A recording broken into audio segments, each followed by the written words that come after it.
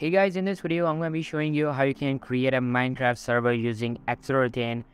So first of all, open up your browser and search for Exoroton. Now click on the first given website. If you scroll down, you can see it's a feature, and if you want to click on that, just click on get started. It will ask you to sign in. Now since I already have an account, I'll sign in.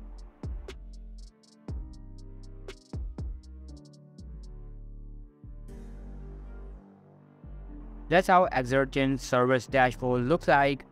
It has a huge create button in front to create a server. Just click on that. You can change your address to anything you like by clicking on this edit option, and after you are done, click on create. Now on the left side menu you will see a lot of functions. Click on options and you will see the settings of your to be created server.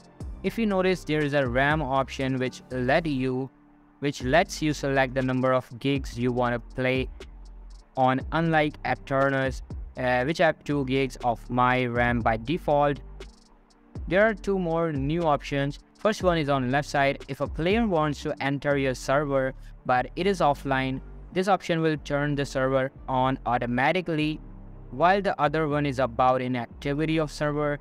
And then here you can toggle anything on or off, and after that there is a console log, is where you will all of your information. In players you will see the list of players. Then there's a software. In software you can select any plugin to your liking, like Forge or maybe Fabric. Then files and world, in where you'll upload your Minecraft world. The backup option is also for the uploaded world, and access option is about giving access to other players. So to start a server, just go to the server option and then click on start. That's how you can create Exoroton server.